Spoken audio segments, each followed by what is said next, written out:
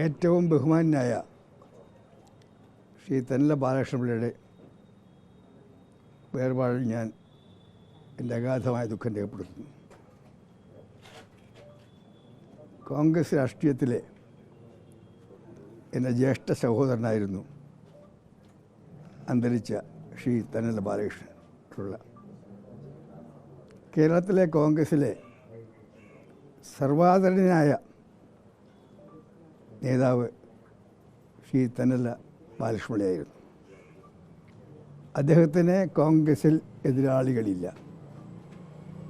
എല്ലാവരും അദ്ദേഹത്തിൻ്റെ മിത്രങ്ങളും സുഹൃത്തുക്കളും ശിഷ്യന്മാരും അനുയായികളുമായിരുന്നു.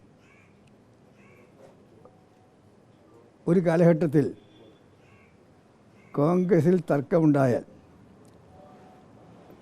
തെന്നലയുടെ തീരുമാനമാണ് അവസാന തീരുമാനം. തർക്കങ്ങൾ രൂക്ഷമാകുമ്പോൾ ഞങ്ങൾ എല്ലാവരും കൂടി ആലോചിച്ച് ആ തർക്കങ്ങൾ പരിശോധിച്ച് ഒരു തീരുമാനമുണ്ടാക്കുവാൻ തെന്നല ബാലകൃഷ്ണപിള്ള ചെയർമാനായ ഒരു കമ്മിറ്റിയെ തീരുമാനിച്ചു. ആ കമ്മിറ്റിയുടെ തീരുമാനം കേരളത്തിലെ കോൺഗ്രസ്സുകാരെല്ലാവരും അംഗീകരിക്കും. ആരും അതൊരിക്കലും ചോദിച്ചിട്ടില്ല. അതാണ് ഞാൻ പറഞ്ഞത്. അദ്ദേഹം കോൺഗ്രസ്സിലെ അവസാന വാക്കായിരുന്നു.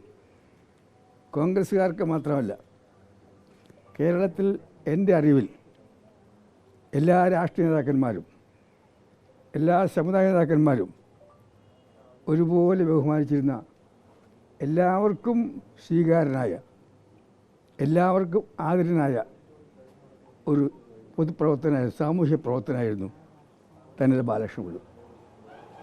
അദ്ദേഹത്തിൻ്റെ ശതാഭിഷേകം നടന്നപ്പോൾ അദ്ദേഹം ജന്മനാടായ ശൂരനാട് നടന്ന അനുമോദന യോഗത്തിൽ പങ്കെടുക്കാനെത്തിയത് ബഹുമാനായ മുഖ്യമന്ത്രി പിണറായി വിജയനാണ്. അദ്ദേഹമാണ് ഉദ്ഘാടനം ചെയ്തത്. ആ യോഗത്തിൽ കാനൻ രാജേന്ദ്രനും രമേശ് ചെന്നിത്തലയും ഞാനുമെല്ലാം പങ്കെടുത്തിരുന്നു. അന്ന് കണ്ട കാഴ്ച, ശൂരനാടിൻ്റെ പഴയകാല ചരിത്രം എല്ലാവർക്കും അറിയാം. ആ പഴയ ശൂരനാടല്ല,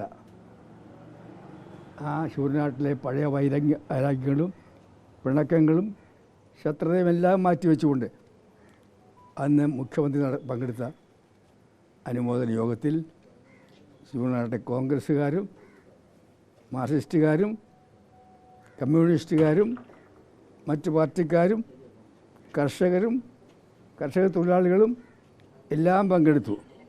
അതാണ് തെന്നല ബാലകൃഷ്ണപിള്ള.